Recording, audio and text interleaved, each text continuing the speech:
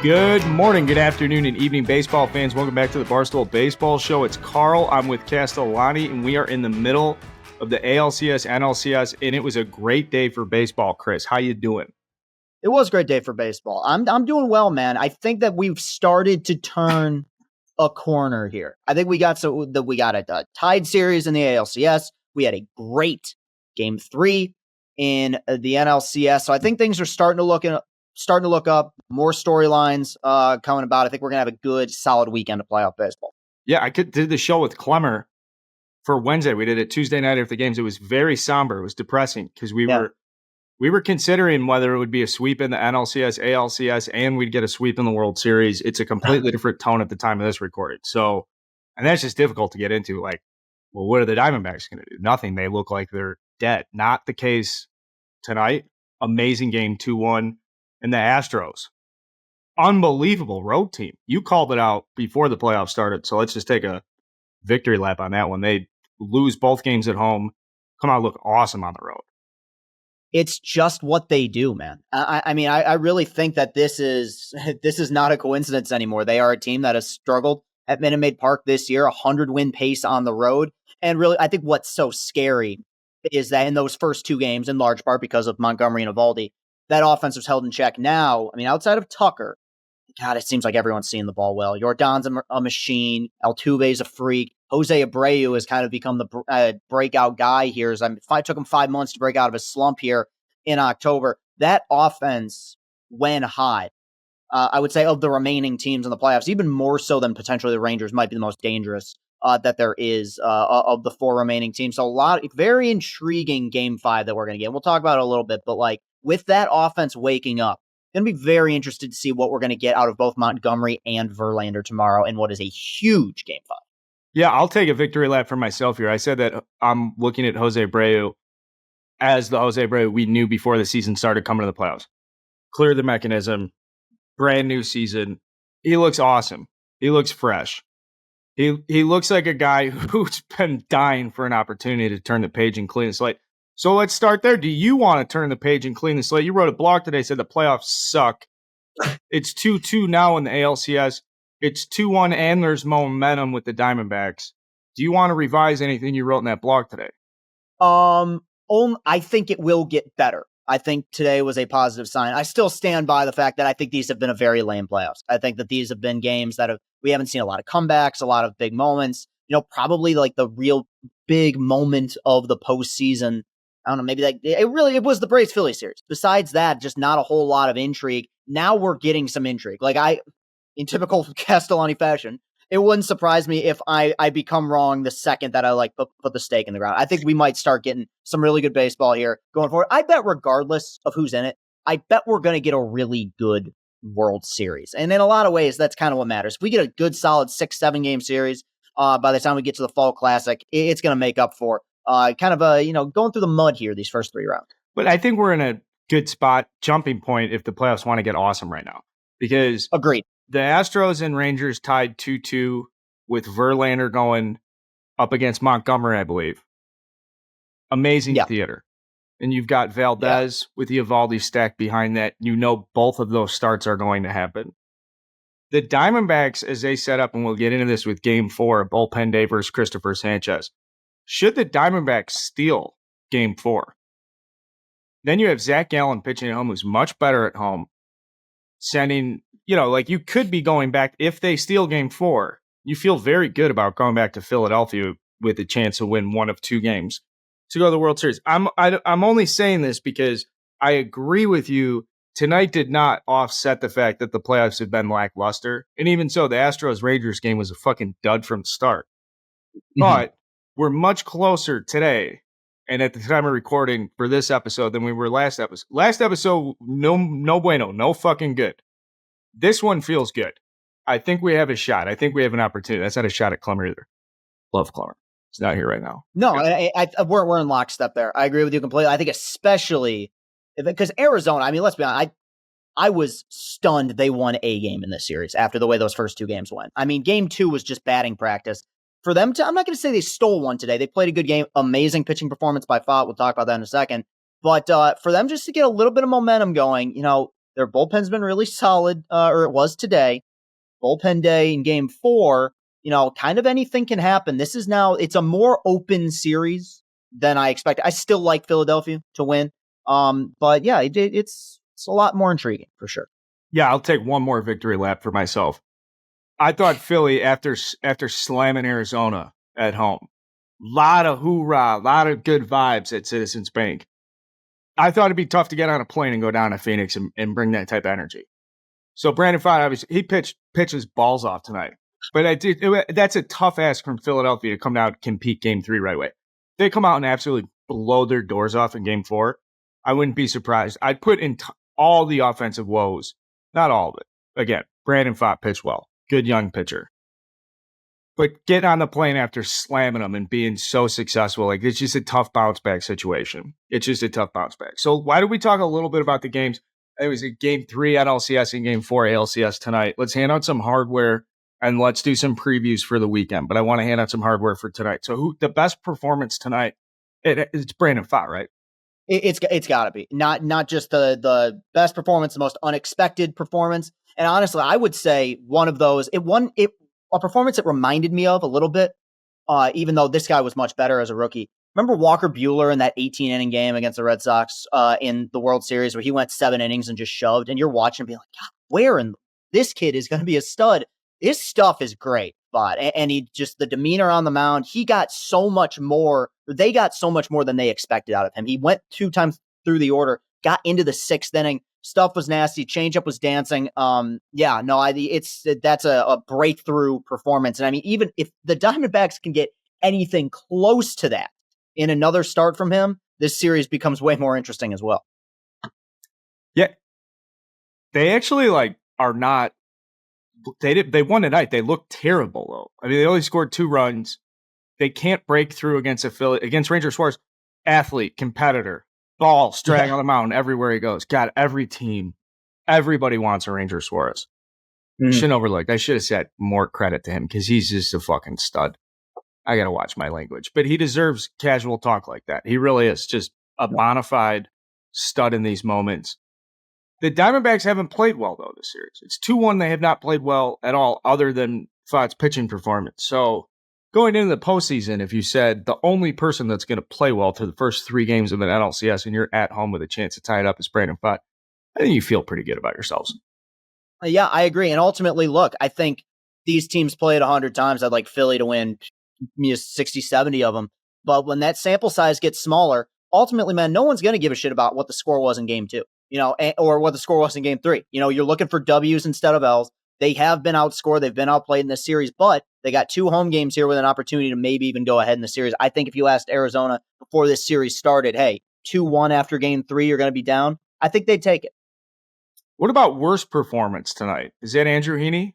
Dude, it's got to be. And what's weird is he was good enough in that Orioles series. From the jump tonight. Because really, I know that Bochy said, they were hoping to get 5-6 innings out of him. I think the plan really was, hey, get him 1, maybe 2 times through the order, turn it over to Dunning. Not only is it a bad performance, but to me, it's a bad performance that impacts the way that the rest of the series could potentially be managed. Because what if Montgomery doesn't pitch great tomorrow? What if he only goes 3-4 innings? Your bullpen was taxed early on in that game today. So, yeah, I think that's going to impact them going forward. Really, these last 2 games, the first time that we've seen what was a very mediocre Rangers bullpen get exposed. I think that's very scary for them. They're going to need Montgomery to shove tomorrow because Heaney just did not have it. So I thought interesting tonight was the bullpen management in close games where both managers, Rob Thompson and Torey Lovullo, went to the bullpen second time through the order. Pfaadt didn't get a chance. He saw the Phillies twice, and then they went right to the bullpen. Who did they bring in? They brought in Selfrek, Indiana kid, and Duell. Rob Thompson, Ranger Suarez gave up a hit. Ketel Marte was on first base, second base. I know maybe get killed. Kittel. Yeah, Names, guys. I'm not in the local market. Don't just be kind. We're talking about him in the first place. He had an absolute rod to second base, and Rob Thompson went to the bullpen right away. Yeah. And I think that's something we definitely have to pay attention to as this series plays out, because the bullpen management is where you see we get into a bullpen day for both the Diamondbacks and essentially the Phillies in Game 4. I really like that they're being aggressive, that they're willing to say, like, instead you pitch yourself in and out of trouble. Like, they're not even giving these guys a chance to get into trouble. Because Alfat at 70 pitches, both guys threw 70 pitches tonight. So now you're not nearly as nervous as if this does get to a 7th game. And Fat's feeling great about himself. He's walking on clouds. If he has to pitch in Citizens Bank in the 7th inning, the fact that Torrey took him out before he got a chance to, like, even put runners on or feel stressed out, like, he has to feel great about what he did. 5 2/3, 9 strikeouts, 2 hits. And the same thing with Suarez, although Suarez is probably super pissed. I think that would be the difference. Ranger Suarez does not want to come off the mound. I think in both instances, both guys are positioned perfectly to pitch in a Game 7 should it occur. Credit to both managers. Yeah, I think the way that both these guys have managed their teams and their bullpens have been really solid. I think that when you look at both the Nola and Wheeler starts, they had a lot left in the tank in those games, and Rob Thompson's just, why? We got a comfortable lead. Nola in Game 2 looked like he could have pitched 12 innings. I mean, he was barely breaking. That was as good as I've seen him in years. I mean, he was just painting with that 2-seamer. He pulled him after 6 innings, no need. That means those guys will be fresh, extended rest with the days off traveling back home. So, yeah, I think from a managerial standpoint, well-managed games on both sides. Now, the ALCS, would you rather see ALCS or NLCS go 7 games? Which one do you think is more interesting? I'd say ALCS. I think a Game 7 between these two teams, it'd be kind of poetic. Same record, essentially, or the Astros 1 game better in the regular season. Evenly matched throughout this series. Astros struggle at home. Astros win on the road. I think those storylines are just a little bit more intriguing to me if they were to play in a Game 7. But I would not turn down a Game 7 in either series for sure. Yeah, Scherzer versus Christian Javier, Game 7. Yeah, you see, I'd vibe with that. But Brandon fought Ranger Suarez after. It's funny. After I said that, I'm like, well, if we get a repeat of what we saw today in game, and we get a Suarez fought, like Smoltz and Morris in the '91 World Series, I'm not gonna frown at that either. That could be a lot of fun. No, I'm in the mud. I would rather have the fight in the Ranger Suarez one, but I understand the storyline and the juicy one, the clicks, the headlines is Max Scherzer taking the ball in the 7th game. Christian Javier, outstanding. Got to another gear. Something's up with the fastball. The RPMs, all that secondary shit is through the roof right now, which makes it a hard fastball to hit. Greater spin rate, more vertical movement. I should be better studied on the exact biometric analysis here. I just know that he's dialed in right now, and so you could take the 4.6 season ERA and throw it out right now. I don't think it matters at all. Easily. Same with Nola's season. Same with a lot. They've just turned it on in October. So this Astros team, why can't they play this well at home? I'm trying to figure it out. I've tried to ask their fans. I've tried to decipher it. I've heard that the hitters at home do not like the batter's eye in center field at Minute Maid Park. Now, I don't know if it was amended or changed, because last year they won the World Series. It didn't seem to impact them at all. But it's not even just the offense either. They pitch poorly at home or less good at home. Base running mistakes. I mean, they played a very sloppy first 2 games, leaving runners on base, missed opportunities.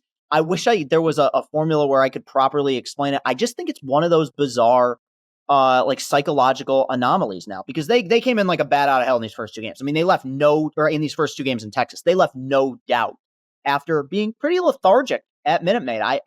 I wish I could explain it, especially for a team that has had so much success at that park in the postseason dating back to 2017. Pretty wild. What player in the ALCS has really won you over so far? Or has earned, I suppose, the greatest amount of your respect?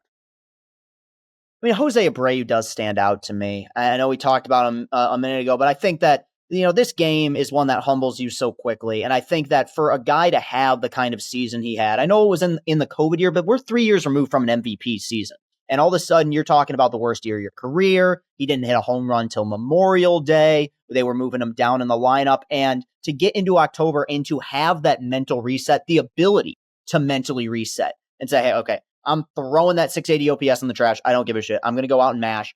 I think that's so mentally impressive for me that he's kind of the one that stands out. Now, obviously, on the Rangers side, what Montgomery did in Game 1 was ridiculous. But yeah, I think what is added to that offense with a healthy and functional Jose Abreu, it makes them so scary, and you've seen that over these last 2 nights. Yeah, opposite them, I'm going to take a corner infielder from the Rangers, Josh Young. The glove has been outstanding. The bat, obviously, he's with 330 in this, either in the postseason. He had injury issues down the stretch, probably rushed him back. You can't get minor league rehab starts in September. So you can't, like, if he was hurt in June, maybe it's a different rehab, but they had to bring him back, and he had to play in the big leagues to develop and be ready for the playoffs.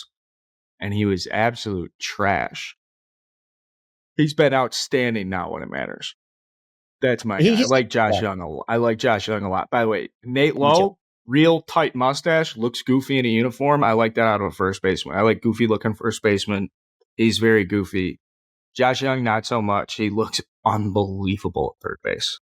He's got just a great makeup as a player. Yeah, he's going to be a star. I mean, what probably would have been Rookie of the Year if he doesn't get injured. Just a phenomenal athlete at third base. What's your comfort level with Taveras as a prospect coming up? He's 24 years old. Looks like he'll be hunting it down in center field for a little bit. As long as the bat can keep him in the lineup. He looks like one of those guys. Maybe like high upside. Yeah. They'd like to see maybe this guy projects to hit 25 homers and steal X amount of bases, but a tremendous athlete in center field. And I guess I kind of bring, because Evan Carter can play a little bit of center field too, and it looks like that's some nice insurance as you look ahead. A couple of young guys in their early 20s that can patrol the major league outfield in the fucking postseason, nonetheless.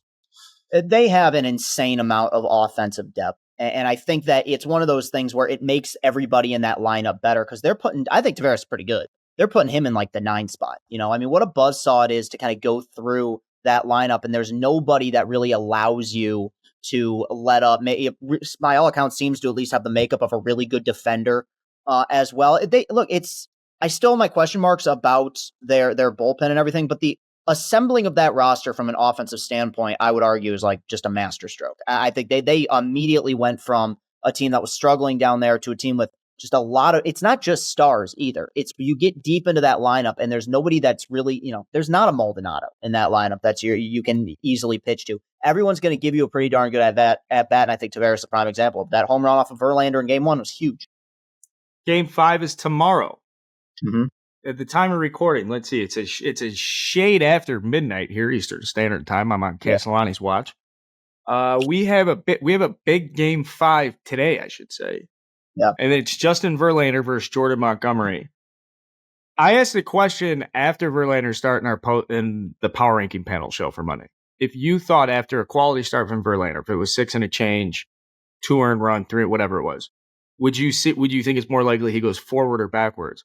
Now that the series is tied 2-2, I'm going to go one step forward and just guarantee that Justin Verlander throws 8 scoreless tomorrow night, strikes out double digits, or tonight. You know what? I'm kind of riving with that too. I feel like Verlander is one of those great athletes where you always feel like there's one more iconic moment left in him. And I think he feels very good right now. Like, I think that he feels good with his body. I think he's pitched well in the postseason. He's confident with his fastball. I have seen him, and he's more often than not been a pretty good postseason pitcher. I have seen him in October in the past look slightly uncomfortable.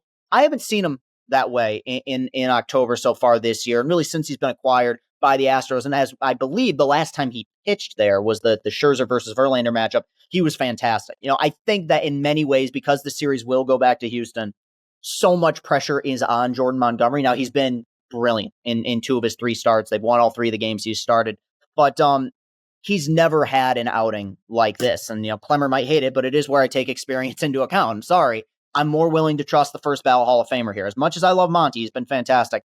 Kind of giving the edge to Houston here. But I think this is going to be one of those, one thing we've noticed in these first 4 games, the teams that are getting out to hot starts are winning. I think that we're going to see both of these offenses try to ambush the opposing pitcher pretty early on, because these are both guys that are going to throw a lot of strikes. It's going to be an interesting chess match. One thing for Jordan Montgomery in his favor is a baseball guy. He's like a big That's just such a lame reach here. But I like a soft lefty from South Carolina that pitched in a weekend rotation for the South Carolina Gamecocks. And I know exactly what type of guy Jordan Montgomery is when he's taking the mound. Like, this is a guy who has waited his entire life to show people that he's a fucking gangster. They're like, yo, I got this. This is my team. I got this. What do you need? 7 scoreless? I got it. And so many guys want that. It takes so much to even put yourself in this position to have this opportunity. In his case, a lot of luck and circumstance, pal. If Jacob deGrom's healthy, you are not taking the ball game 1. You know, if Max Scherzer is healthy, you're not. You're not. So there's a lot of stuff here, though, that he knows. He's working with him, getting traded from the Yankees, getting traded from the Cardinals. It's like, man, when am I going to just get my spot, come out here and show you guys what I can do when it matters most? So I think in some cases, it works well. Now, some guys will say that, hey, I want the ball all the time. You know it. Like, some guys are just saying that shit just because they watched Varsity Blues last night or any given. Like, they're just feeling it like, yeah, I'm the guy. I got it. But Monty really has it. Soft-spoken, carry a big stick, pounds of strike zone, pitches inside with 93 miles an hour against big righties. So you got to like this shit from Monty. I think if there's a guy who hasn't done it, that's going to match up against Verlander. I want the profile to look like Monty's. I want a good college pedigree. I want a guy who's getting shit on a little bit in his life. I want a guy who's like just starting to break out, just starting to feel it. Wasn't long ago people were dragging Cliff Lee for winning 18 games with the worst advanced statistics in baseball. I believe that was 2005. Unbelievable. Yeah. People were like, this guy sucks. It's a complete opposite, I should say, but let's not get too tangential here. I like Monty versus Verlander. I think this Game 5 matchup's outstanding. Now, Verlander, I'm saying I guarantee he goes 8 scoreless. I think Monty throws a gem underneath him. I do think the Astros are going to steal another one, 1-0. I still think it goes 7 games. I agree with that because I heavily favor Eovaldi over Valdez right now. In fact, I mean, we're talking the last 16 starts for Framber Valdez is a 5.17 ERA.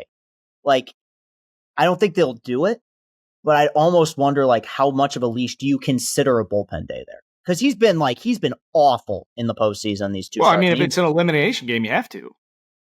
Yeah, if it's right. I'm saying if they're up 3-2, you don't consider it. If they're up 3-2, you don't do it. Yeah, you toss him out there and hope that he can find something. Because you do have a little, and you got Javier going Game 7, who's been great. So yeah, but no, that would be intriguing. But yeah, I'm with you. I kind of feel a pitcher's duel, and it could end up being wrong, but I kind of like a pitcher's duel in Game 5 here. Especially after the sluggish, slow 10-3, never really close. And I do agree with you about Verlander feeling good about himself, and I really think there's this other gear as he comes out, pitches well. Astros back in the series. You know, they don't win his start. Fine. Just carry a little bit more of the load. Just pitch a little bit better. I also feel like because we're going to get into the Phillies, Diamondbacks, and the remaining bit of that series. There's so much more to talk about and digest and bounce around with the Phillies and the Diamondbacks because there's a lot more strategy at play with where their pitching staffs are at, I should say, or the way these teams match up. The Astros and the Rangers really is like just your best right now. They're playing great baseball. 2 very evenly matched teams. You know, the Rangers have a glaring weakness in their bullpen. That's really it, though. And Maldonado's a glaring weakness in the 9th spot. Yeah. Well, you did have the big hit yesterday, but yeah, you're right. Shout out White Sox Dave for calling that one out in the fucking postseason preview. But I sincerely think the Astros and the Rangers, like what you see is what you get. These are like 2 great NBA teams that are like getting together for the last 3 games of a series. Like they just have to go play. Someone's going to lose. Someone's going to win. Someone's going to lose. And then the Phillies can sneak some, the Phillies can fuck this up quickly, I feel like. If they lose this bullpen game, I want to get into with Game 4, and they have Zach Gallen on there. They could be on a plane going back 3-2. Do you agree that the Astros and the Rangers is it's very chalky to me? I'd say so at this point. I mean, it kind of goes against the first 4 games because 2 of them were, every game's been won by the road team. But yeah, I think there's a little bit more uncertainty, unpredictability with the NLCS right now.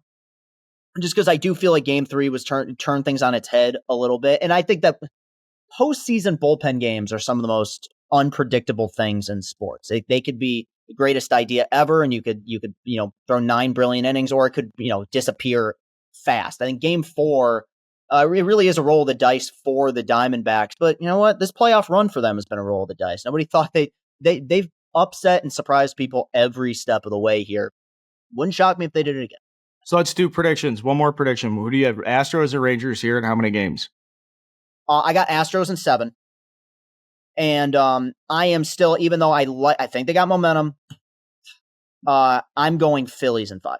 I think they win 4 and 5. I know Gallen at home. Not yet. Too soon, pal. Too soon. Oh, just the ALCS. We're going to get to the NLCS. Rangers, no, I'm not. I'm leaving that in. That's getting left in. Rangers, Astros, you have Astros in 7. Yeah. Okay. I have Rangers in 7. I think Scherzer, Game 7, he gets the win, but it's because the team scores 6 runs. That's fair. Yeah. He gives up 5, and then you clench your butt cheeks as the Rangers go to the World Series. Yeah. I would also like to say I would like to see that. I would like to see the Astros lose, which I don't say very often on that. I would like to see someone beat the Astros. I understand there's history at stake here. Astros go to another World Series. They win one. It's great. I saw a dynasty. But I'm bored. I'm ready to see somebody else compete for a World Series championship. Yeah, it's fair. I think that sentiment is probably shared by most people. But you want to see Verlander win one. Yeah, which makes Tigers fans mad because they are so worried about him going into the Hall of Fame as an Astro. But he's my guy. So I would like to see it. Yeah, and I've liked these Astros teams. I do. He would not do that, and that's a silly argument to make. Even if he had a better, whatever the argument is for the numbers, he knows if he wore that, like the Astros, if he wore a Tigers hat, Astros fans will still show up. He wears an Astros hat, some Tigers fans like you are going to be at the bottom of the Calsad River. Yeah, from the general gist of what I get, it's more so they'd be angry at the organization as opposed to Verlander. I think that they feel like that they betrayed Verlander as opposed to the other way around. Doesn't he get to pick? I'm always confused. I hear conflicting things about that. I hear sometimes that Major League Baseball picks and sometimes the players pick. I still have not. I bet they have the right to overrule. And it's the Baseball Hall of Fame, not Major League Baseball. That's Cooperstown. Good point. Rob Manfred's got nothing to do with that. Speaking of which, side note before we get to NLCS, Jim Leyland's not in the Hall of Fame. I had no clue. There's a special ballot that comes out where there's a committee of former players, executives, guys that are in the Hall of Fame. And there were a list of names of guys that are up for it. It's former coaches, executives, and umpires. Joe West name's on it. He umpired 5,400 games. Another umpire's on it. I regrettably cannot remember his name, but he spent 34 years in the big leagues. Davey Johnson, 1986 World Series winning manager for the New York Mets. But Jim Leyland, not in the Hall of Fame. Neither is Lou Piniella, so he's on that list too. Jim Leyland, if he doesn't get elected in this, cancel the Hall of Fame. Yeah, Jim Leyland's a Hall of Fame manager. Jim Leyland's an institution as a manager to me. When I think it was J.K. Simmons who said when he did For the Love of the Game, this was before obviously Leyland managed the Tigers. He said, I based my performance off of Jim Leyland. You close your eyes, what's a baseball manager look like? Yeah, you go to him. And World Championship with the Marlins, really with the last, outside that little run they had in the 2010s, the last really great Pirates manager, and help revive the Tigers. So he's a baseball lifer, dude. He won one World Series. He just won the one with the Marlins, but I feel like him and La Russa are very comparable. La Russa obviously in the Hall of Fame. I feel like Jimmy's got to be there. Yeah, La Russa had a better career than Leyland. He did. He won more games, won more World Series. Also, I think was put in better situations. But yeah. Leyland's in that second tier. La Russa's in the first tier. Mm-hmm. Leyland's still in that second tier. But he should be in the Hall of Fame, that's for sure. The second tier guys get in the Hall of Fame. All right, let's talk about the NLCS. Okay. I'm comfortable, like I said, was saying about the ALCS. Comfortable about calling it chalk or whatever happens. I don't, I'm at the point with the American League. Whoever comes out of the American League, you've earned it. You are the rightful representative of the American League. Now, when we look at the National League, the sentiment strongly shifts to it's the Phillies series to lose. It's the Diamondbacks to upset. They got their shit pushed in for games 1 and 2. Come back, win a nail biter game 3. Bullpen day game 4 against Christopher Sanchez. Quite literally Dr. Heckle and Mr. Jide. Did I get that right? Is it Dr. Heckle? Dr. Jekyll? Wait, Dr. Jekyll and Mr. Hyde, yeah. Yeah, who did I say? Heckle and Jide? Dr. Heckle, which could work. I mean, that could work, yeah. Close enough. Yeah. And people are going to get mad at me for saying Marte's name wrong. Like, I can't even get the classics, guys, please. But in getting back to the matchup, Sanchez, I mean, his game scores, which is measured at 50 is average. 50 is an average game score. And then there's a calculation based on hits allowed, strikeouts, walks, earned runs, etc. That gives you a composite score. The highest playoff game score of all time is Roger Clemens at a 98. He pitched, I believe, 9 innings and struck out 15 Mariners and gave up 2 hits. No runs. It's the greatest postseason game of all time, allegedly. Who threw the perfect game? I'm sure Don Larson. Don Larson. Yeah, he's got an argument for this one, but yeah, well, I'm just introducing the statistic game score. Just introducing the statistic game score. A 50 is average. A 50 is 5 innings, 3 runs. A 50 is average. You just did your job. Christopher Sanchez pitches either. By the way, average game score for a Cy Young Award winner is around 64, 5, 6. You'll see guys up in the 68s. Christopher Sanchez routinely 68, 69, 70 on the game score. Routinely above average. Dominant. 10 strikeouts, 7 innings, 3 hits. Also, however, it's either that or it's a 30. There are no 52s on the scorecard with this guy. There are no 48s. The Phillies are sending their number 4 starter out there can either dazzle or pull an Andrew Heaney.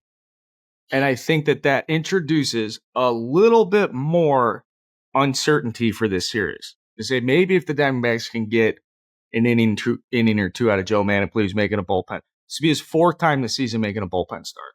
And the reason that matters is if you're a reliever, sure, you go to the field thinking, I could play today. I'm probably going to pitch today. I didn't pitch yesterday. You're doing the math in your head. You'll have a conversation with someone in the dugout. Probably the bench coach or the bullpen coach or pitching coach is going to talk to you about the availability situation. Like, how many pitches you have today. Everyone in the Diamondbacks bullpen is going to the field tomorrow being like, yeah, I'm pitching today. They're sleeping on it. They're getting up in the morning with it. They know I'm at the 4th. You got the 5th. I'm coming in. Here's the situation. I'm coming in. So I think that certainty benefits the bullpen more than it, as opposed to, hey, get up, get loose. I didn't think I was going today. Like, everybody knows they're going tomorrow. Everybody in the Diamondbacks. So that is a little bit of maybe not a benefit, but like a small advantage to the Diamondbacks as they go to sleep tonight. That is an interesting tidbit you bring up there, that every guy in the pen knows that they're not only available, but probably going to be thrown out there. Like, the uncertainty is taken away. I don't think it changes how they go about their business necessarily, but I think from a psychological standpoint, there is something fun about that. Like, hey, we got a chance to tie this series up. I know I'm getting in there. Let's hold the line, keep the line moving. So let's get this thing through 9 and even up the series. So yeah, that's interesting. Yeah, and if it's a pitching staff culturally where these guys compete against each other and there's camaraderie, they absolutely are there to pick each other up. Let's fucking go, dude. I would love to be in the group text. Or I'd love to be in the clubhouse after the media left and hear some of these conversations. What's Ginkel saying to Seawald? 2 scoreless tonight. Let's get another 2 scoreless tomorrow. Or Ryan Thompson. This big motherfucker. He got released by the Rays in mid-August, picked up by the Diamondbacks. He's been sensational. He had a .7 ERA in September. How rare is that a guy leaves the Rays and then gets fixed? It's usually the other way around. But maybe some guys don't like the way the Rays do it. Good point. Yeah. Hey, I don't give a shit about my spin rate. Like, I'll tell you if the slider was good or bad based on the result. I'm the one throwing it. Maybe he's one of those guys. Big guy, 6'5". The Diamondbacks steal game 4. I think they become the favorites in the series. I just can't go that far because Citizens Bank is such a house of horrors right now. Like, I can't, until I see it, I can't go against Philly at home with 2 chances. And I know Gallen is a beast at home. Zach Wheeler is so fucking good. And like, I trust him with the ball in a big game scenario more than almost anybody in baseball right now. I think here's what I want. I want it 2-2 with Gallen versus Wheeler. Gallen chance for redemption, Wheeler a chance to kind of continue this great postseason he's having. If we get that, regardless of who comes out on top, I'll be very happy. The fact that Diamondbacks have already experienced the bank, now get to go home. If they do win these 3 games, again, these are a lot of assumptions here. Mm-hmm. But I'm trying to extend this further than just saying, yeah, obviously the Phillies have a better lineup. They're more talented. They've got better starting pitching. So this really shouldn't be that competitive. But I'm trying to stretch this out to where I think it can become, what scenarios has become like a really interesting, good series. And so if the Diamondbacks have to come together, pinch their butt cheeks in that bullpen, get some outs, as many as they can, obviously, without giving up runs. And give your lineup a chance to get to Christopher Sanchez, who surrenders home runs. He's a big strikeout pitcher. If you get to him, it's because the ball's over the middle of the plate, and you should know within the first 5 pitches of the game if he's going to be a shutdown guy or if you're going to have your chances against him. And the sooner, early, like I'd be swinging first pitch of this game for sure. Be trying to put a charge into it, rattle his cage. He's very athletic and talented. So you have 2 completely different uncertainties here. A guy who could shit his pants versus a like slightly below average major league bullpen doing a bullpen day in a must-win game. I don't love it. However, Game 5, Gallen versus Wheeler. I'd love to see Wheeler on the road. I feel like I only see him pitch at Citizens Bank Park, not just in the postseason period. Like do they pitch him on the road? Yeah. Is that part of his contract? Now, the Diamondbacks, a young team, had the experience. They probably were like blown away with Citizens Bank games 1 and 2. Maybe the plane ride back to Philly for game 6 and 7. If they steal these and they're, maybe that takes a little, even if the crowd's all jacked up, maybe it becomes a more fun place. Now it's not scary or not intimidating or downright weird. Maybe it's just fun because, like, dude, fuck, let's send these losers home. Yeah, they're hypothetical words, not mine. They're hypothetical words for sure. Yeah, and like you said, it is a lot of assumptions. They got to start by winning tomorrow, which is going to be tough. Score runs, score more than 2 runs. ALCS MVP right now. ALCS MVP. Oh god damn, I have to check the numbers. Yordan Alvarez, folks. Oh yeah, duh. Yeah, my bad. Yeah, was that a rhetorical question? No, I actually was thinking about Corey Seager, but he played well tonight, 2 for 4 with the unbelievable home run to left center today. He's so fucking good. I have no idea how he gets the barrel at the top of the zone like that. If you told me Corey Seager was AI, I'd believe you. Like, there's just a way that he goes about his business where you are a Terminator with the bat, dude. I have the same reaction watching him play baseball as I did with when great defensive ends broke out in the scene, like Javon Curse. I don't know if you remember him with the Titans. Yeah, he broke out of this. He was like 15 sacks his rookie year. Guy jumps out of a gym. They're like, "Oh, this is the new style of defensive lineman." Mm-hmm. Or when you'd play the Cowboys and DeMarcus Ware was full strength. J.J. Watt at his peak. Yeah. Exactly. You're just like, this guy is so much better than everybody else playing the same sport. Because, like, if you could just dominate at that, like, he's just dominating left tackles. Are you kidding me? Like, how is Corey Seager just dominating 100-mile-an-hour fastballs at the top of the zone? And he's a finalist for the Gold Glove. If that guy can ever squeeze out 155 games without a shift, we're talking about if he's legitimately healthy, not coming back from injury, not like, I'm going to take it easy, my hamstring's sore. Just like, I feel good every single day. I think he could hit 400. You know what, man? If there's a player that could do it, 100%. It is him. Yeah. I know that we had the little tease this year with Arise, and Arise is an excellent player, but like his peripherals are bizarre. When you like Seager, yeah, you might be. I don't think it'll ever happen. But if there is a guy with, as you said, no shift, full strength, yeah, man, he's something else. And if I could marry 2 baseball players to make one, it would be Juan Soto and Corey Seager. If you take like when Corey Seager pulls a trigger, he's like unloading to send a ball to the moon. Mm-hmm. And like all you want is Juan Soto to just pull the trigger more often. You just somehow get those two guys. That's a completely different tangent. Let's do that in the offseason. Let's build perfect players. I think both series have a very strong chance relative to what a strong chance is to going 7 games. I'm not saying like strong chances is 60%. I mean, relative to like you have 2 CSs going 7 games that both started off 2-0. My friend, we have a very good chance we get 7 games here. I think I feel much better about the possibility than I expected to after the first two. Like, these were both. I didn't think the ALCS would be a sweep. The Astros weren't going to go down without a fight. NLCS was kind of trending that way. The fact that we have competitive baseball to talk about here is a major step in the right direction. Last thing, I prepared a way to fix Major League Baseball. Okay, some closing thoughts here. Obviously, playoff baseball is way better than the regular season. And obviously, the regular season's boring and kind of sucks. 162 games. The only reason we're dragging this out is because of guys like Clemmer. Straight up. Need the record books. Need 162. Now, the big argument about shortening the season is the players will never agree to it. The owners won't agree to it. The money's not there. So to make it more valuable, obviously you have to make like TV or the championship bigger. You just have to make it a bigger sport.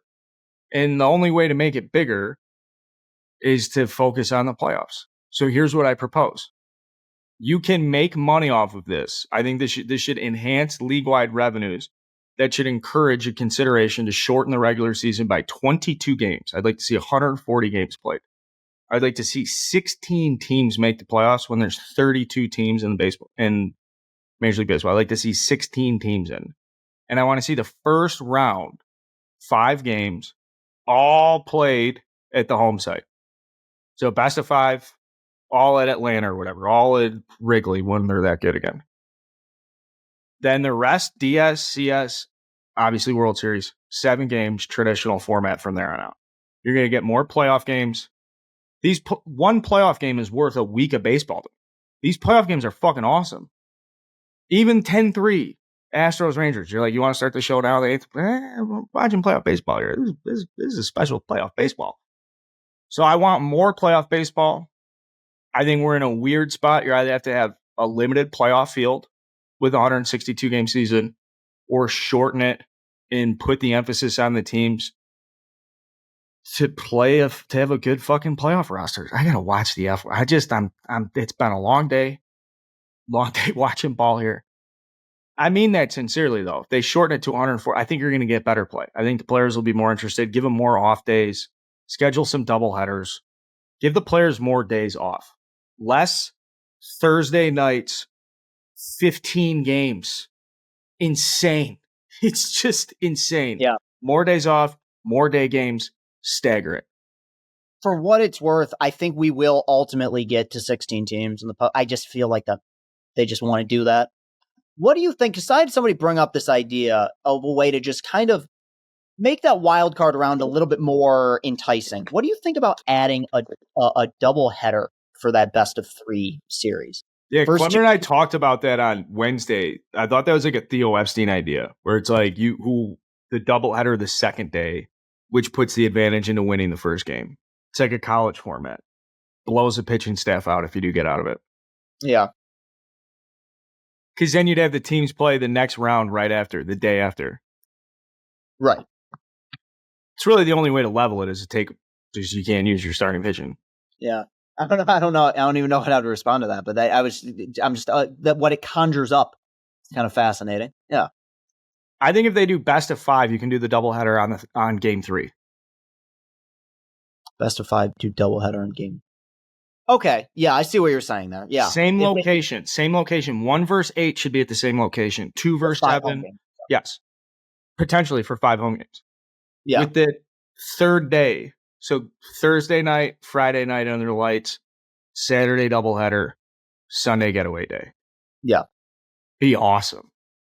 That Sunday, if you have a bunch of series that are tied 2-2, and like I said, if you got to stagger it like the NCAA basketball tournament, have a game go off at noon, game go off at 2, game go off at 4. See, that would be cool if we had a because I already said I think that this is basically like March Madness. Why not just embrace it? Why not embrace now? Again, it would deem the regular season meaningless, but why not embrace that chaos and have, hey, we got 8 playoff games on at the same time, going back and forth from ESPN to ABC to fucking TBS, Fox. That if you go all in with this, it could actually be pretty exciting. Yeah. The regular season is meaningless, Chris. Do you give a fuck about like your Tigers teams that are like in your history that are 73 and yeah, you may have like your own personal like yeah, that was a good. I do. Yeah. But in general, people don't care. People do not care.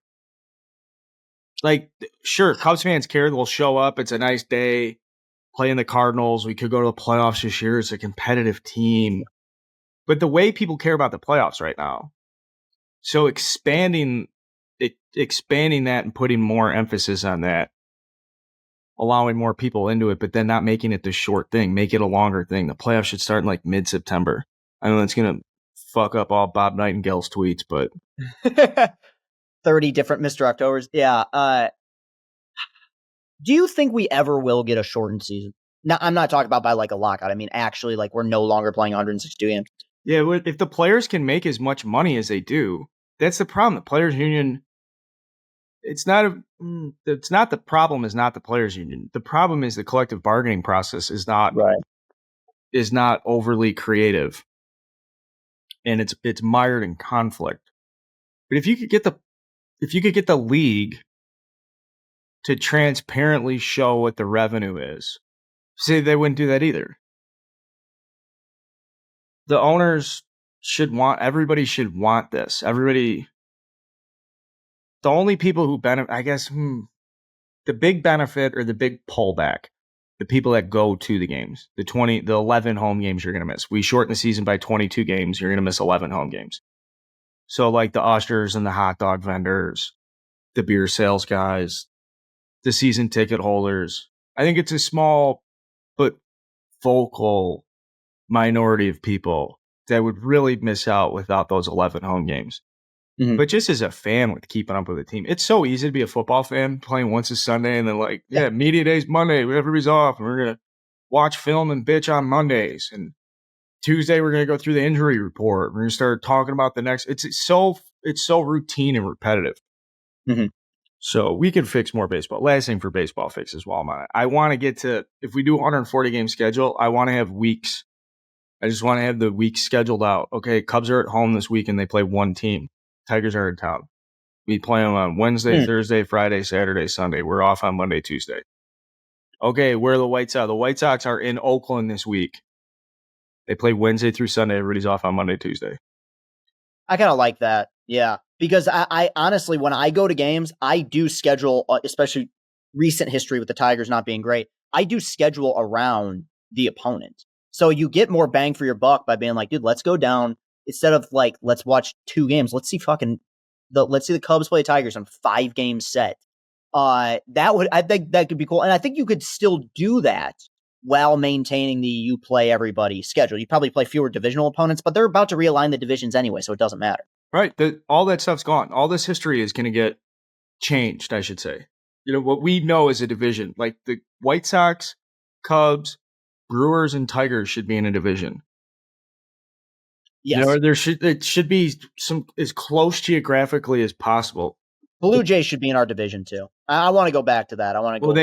Then you should go play the Blue Jays and stay in that time zone. They should also align it on time zones. Like I'll take the Twins, the Brewers, the Cubs, and the White Sox. Man, fuck, I want the Cardinals in it too, though. Yeah.